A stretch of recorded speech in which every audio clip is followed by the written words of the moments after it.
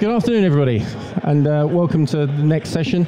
I'm Andy Hurren from npower. I'm the head of learning there, and this afternoon I'm going to share some of our experience in relation to self-directed learning. I've got a bit of a warning, first of all. As you can see from the title of this session, if you build it, they won't come, essentially. So there's a bit of a clue there as to what we're going to be talking about. And then I'll talk about, what we can do to make self-directed learning successful. The perhaps thing I should own up to right now is I don't have all the answers.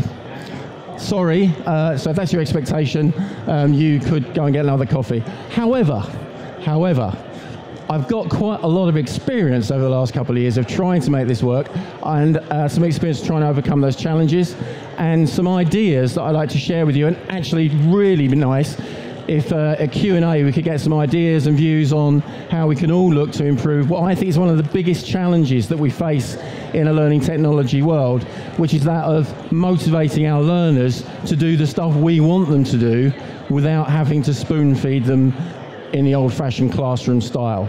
Yeah, so that's the kind of areas we're going to be exploring. I'll start off by just trying to tell you a little bit about the npower story and why I think I've got the right to talk about this subject. And that includes the fact that a lot of our learning that we use in this space is partnering with Skillsoft over there, who are sponsoring this particular talk. So, without further ado,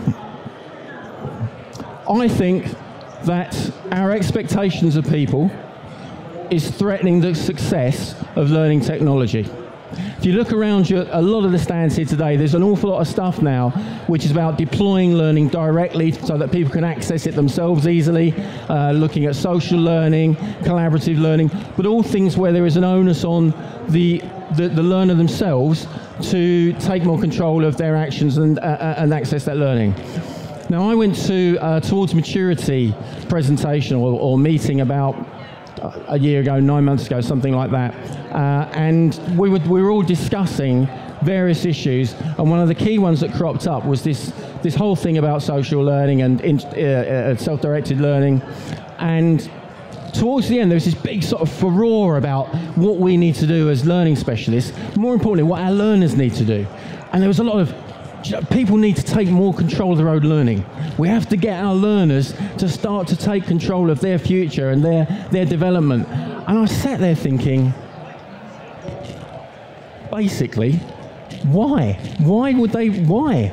For years, for hundreds of years, we've been spoon-feeding people in a classroom environment.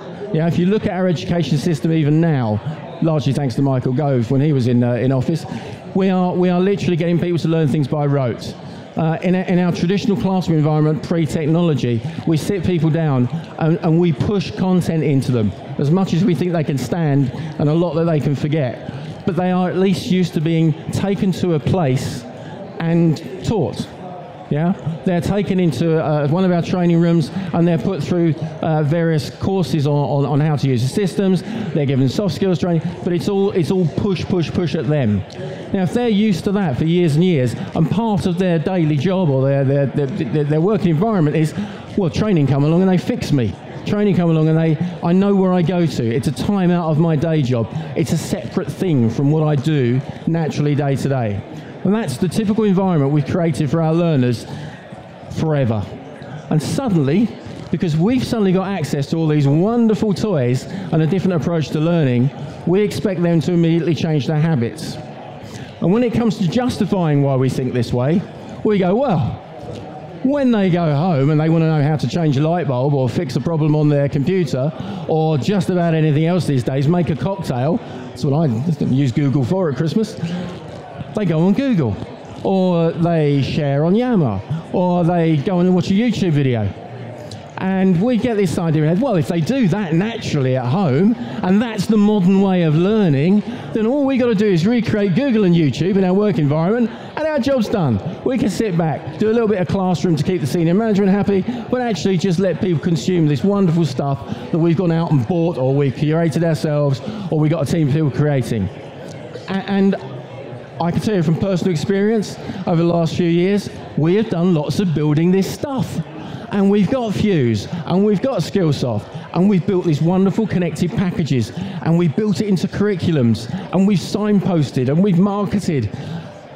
And when we first launched our management development program, about this time last year, based on this principle of we've got this great content, we've worked with you to identify your need, you've got your own personal development plans, go to it, guys. And out of 1,000 managers, 12 people signed up to it. So suddenly we realised we have a slight problem. And if this is a bit of a shock to, I've gone back the wrong way, excuse me. If this is a little bit of a shock to you all, as it was to me, and it makes you step back a bit, because suddenly your wonderful plan on how you're going to get everybody to do more learning is not back on its heels, that's exactly where we found ourselves earlier this year. You know, the realisation that my thinking in terms of why would they come was a reality. They don't do it just because you think it's good for them. Yeah? So trying to get some leverage in that space of self-directed learning, engage people in something that we know is really good for them. And this is the point. All this stuff exists because getting easier access to much richer, broader content than you can do through your traditional classroom approaches in-house. We know it's better for them and it's going to be better for the organisation. We know that it's a richer learning experience if you get it right. But actually getting them to spend their time, you know, a lot of these people, as I once said in a meeting and got dirty looks, they come to work from 9 to 5 to get the money to feed their kids, to go on holiday, to pay their mortgage. They don't do it to enrich themselves in a work environment. That's what L&D are for. That's what their managers are for. So we've got to make some real shifts in our approach and the organisational culture if we really want to make all this stuff actually work. So how do we go about making self-directed learning effective? And I think simple principles are always best. So the thought process that I've gone through, and this is through, you know, talking to other industry professionals, through us starting to try out various things on small scale to see what difference it makes to our own approaches. But I think there's a simple equation that we can work to here. Motivation plus collaboration plus access equals success. Okay?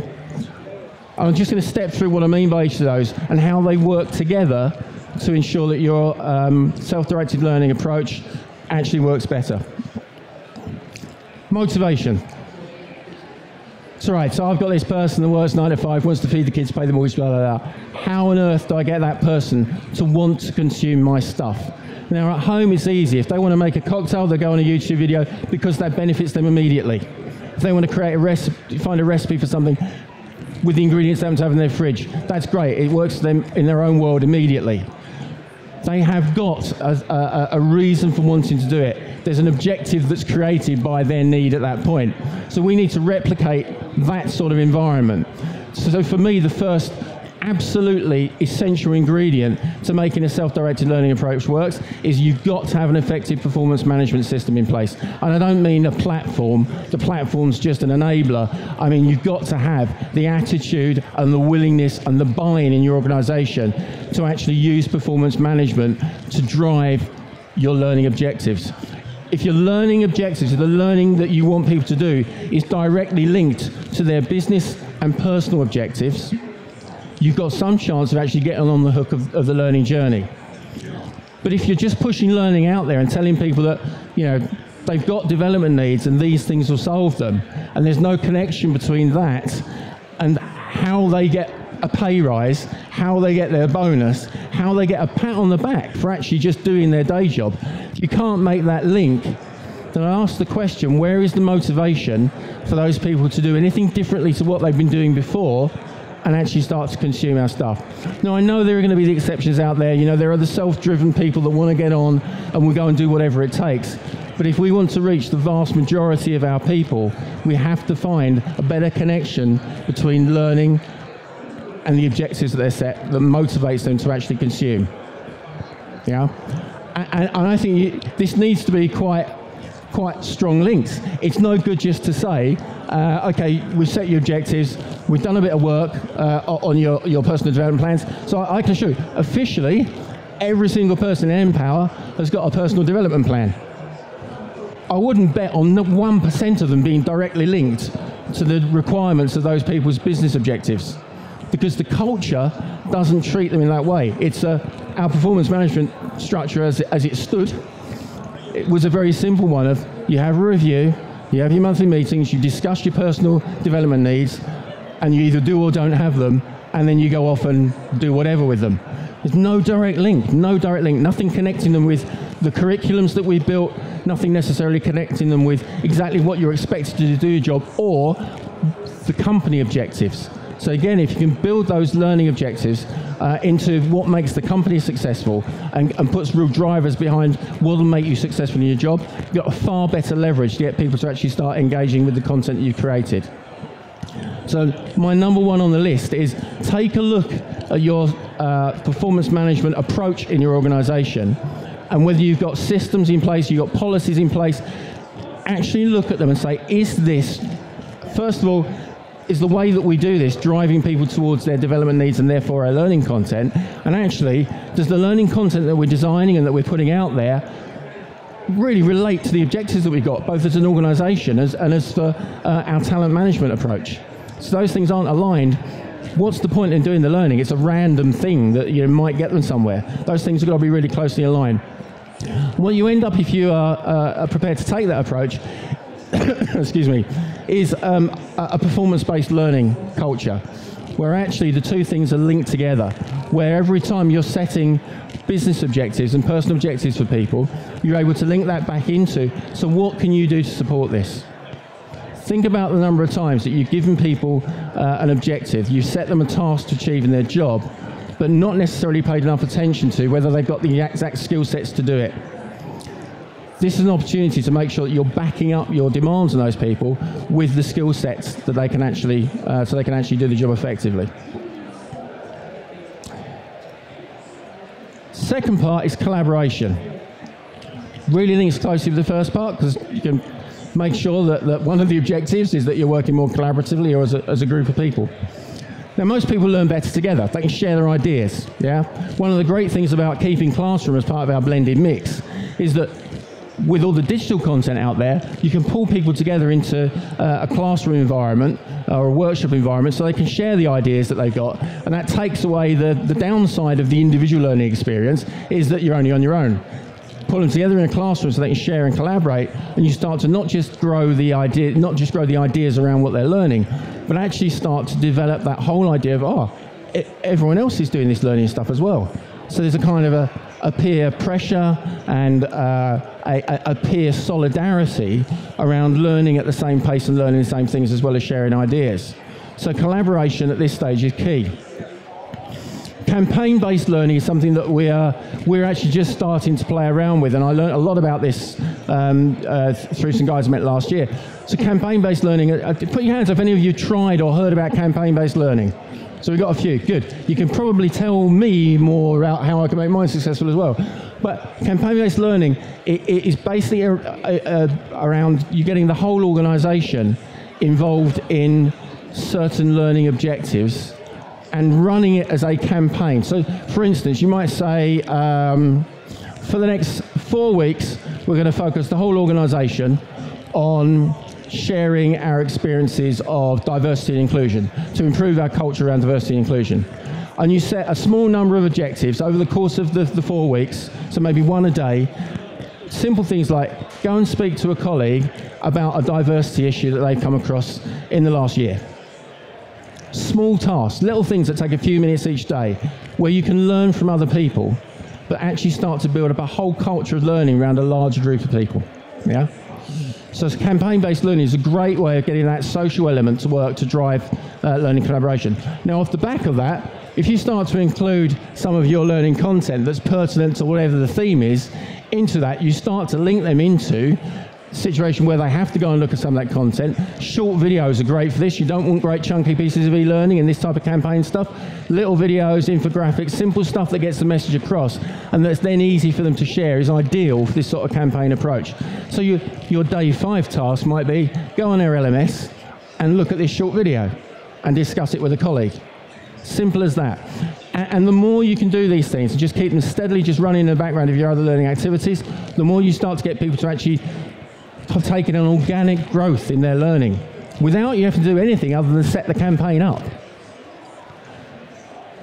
The next part of the requirement to make collaboration work is making sure that you've got the right level of buy-in at the right level. So one thing that can really undermine, well, I think we all know this, anything that undermines any kind of learning campaign of any sort is if you don't get the senior buy-in and participation. You know, we try and push things up from the bottom because they say, well, it's, you know, it's for them. We don't need that stuff. I didn't get where I am today by doing all this learning stuff. I know it all already. If we can't get senior buy-in, then you're not going to get a cultural shift in your approach to learning. They've got to literally not just say, you should go and do this because it's really interesting and it'll be good for you. You've got to get them to participate. So getting, you know, your CEO or heads of departments actually involved in doing the tasks, and if preferably feeding back on whatever your social media route is on what they actually did and sharing their experiences, so that spreads, so everyone knows they're taking part in it. That's a really critical factor in making collaboration work and drive towards more independent learning, self-directed learning. Really important, and it's one of the toughest bits if you haven't got senior leadership who really buy into the whole L&D's importance. If you're up against that challenge, as I have to say, I often am in npower, you have to find advocates. You've got to find some people that get what you're trying to do. And by the way, they're normally the ones that have a very specific problem to solve. And if you can pitch your approach as a solution to their problem, you get your advocate on that way, get them to start being, you know, one of the drivers and leaders. But campaign-based learning in particular absolutely works best if it's being driven from upstairs rather than you just pushing upwards from below.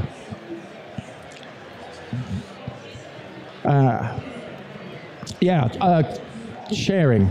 So the sharing thing, one of the things that I think is really important to do if you're starting to push content out in a self-directed manner, or actually if you're doing any kind of learning that involves people spending the majority of their actual consumption time out on their own, is that getting them back together, and not necessarily trying to chuck them all in the classroom, because we've got situations where we have people going through courses where they're spread all over the country. You know, we had sort of change teams that are dotted around. We get a cohort of people going through a Prince 2 course, for instance, and they'll go and do their independent learning on it. But it's really important to connect them together, both with their co-learners at the time and with other people that have been through it before. So using your, I'm assuming you haven't, but using your social learning networks, or even simple tools like Yammer, just to connect those groups of people and get them discussing what they've learned, throwing in questions and tasks for them to do, just getting them to collaborate in that sort of more collegiate type way as cohorts of learners. It's another really powerful way to ensure that people both stay on track with their learning objectives, but also you're getting that richer experience of shared ideas. And again, peer pressure has a little bit to play in that as well, because if there's people in the group that are kind of slacking off, they sort of stand out, and there is that little bit of competition amongst most people to keep on track with the plan.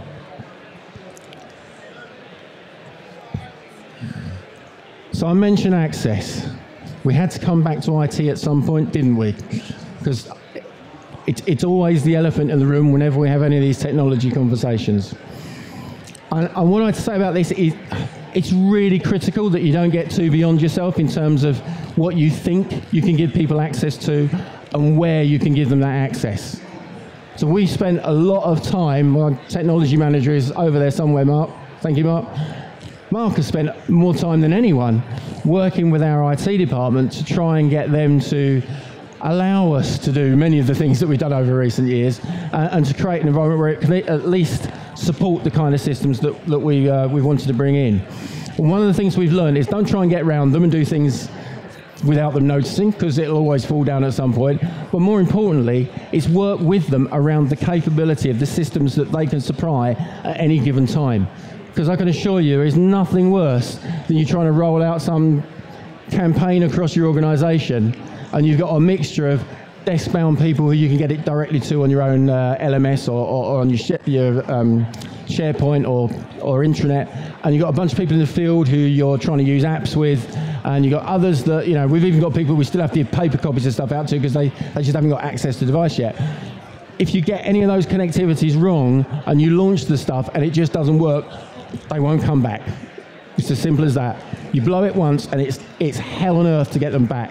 So work within the limitations of your IT capability and make sure that when you're testing the stuff, you try and make somebody break it in every possible environment you're going to be pushing out in. And if you can't make it work somewhere, pull back and do the next less thing. You know, take someone back to classroom if that's the only way to get the thing off the ground, and then work like stink, or get your IT guy and technology manager to work like stink to try and get that stuff working. But a big lesson learned is don't push it out before you know it's going to work for those guys, because that's a real killer for any of this stuff. Pushing access at home as well is another good one. So we had a lot of resistance, particularly in our environment, where heavily unionised, quite a lot of field engineers in one part of our business, and we were told they won't do stuff in their own time, they won't do stuff on their own computers, they won't put your apps onto their phone because it's there. You know, we had all these arguments, and you know, we even went back and worked out how many pennies a year it was for them to charge up their devices so they could use them for our purposes, and really it was like literally 4p a year stuff. Did all of that, and they was like, oh, culturally they won't do it. It's rubbish. If this stuff is of value to people, if you put it out there in whatever way you can across their own devices, but if you give them a good enough reason, they'll consume it. Because actually, it's easier. The chances are that getting it on their iPad or their phone or their computer at home is probably easier than consuming it on your cranky systems in the office, which are so overblown with everything else that's on there that they're too slow to actually work through a simple piece of e-learning. And they certainly won't play video, and actually they blocked YouTube 3 years ago and no one will lift the block. Yeah. So actually, the bring your own device myth, if there still is one, is a myth. They will actually consume quite happily that way. And often you get people that you wouldn't think would touch anything outside of work that was related to work, or say to you the next day, oh, do you know what, yeah, I did that on the bus. So it was just really easy to get to on the bus, and I had 5 minutes and I wanted to know the answer. Or they refresh you. We get people doing inductions who go and consume our digital content version of what we've done in the classroom, and they'll go back and they'll refresh themselves because, you know, it helps to imprint it in memory. So they will access this stuff in that way if there's a good reason for them to do it and if the access is there. So the key message overall here is that we've got a great opportunity. We've learned all the stuff you've seen over these 2 days, and it's really exploded again this year. You notice they're all bigger. No wonder they're going to the Excel next year. It's the only way they could fit this lot in. The stands have all got bigger. The technology's getting more complicated. I noticed there's a lot more development going on, that's meaning that many of these companies have got overlapping capabilities that, you know, it makes it more difficult for us to choose. But the overall impact is that we've got constantly growing opportunity to make learning technology work for our people and improve the overall learning that they get. The challenge is that their natural behaviour will hold them back if we don't do the work to put them in a place where it's an easy choice for them to make.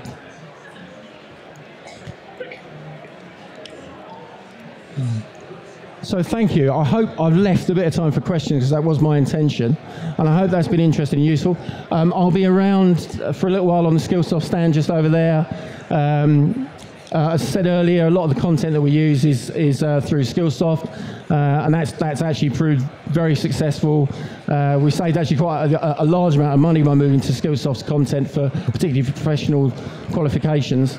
So if you want to talk to them about any of that, you want to talk to me about any of these ideas, and right now, if anyone's got any questions, or even better please, some ideas on things that you've done to overcome these challenges, I'd love to hear it.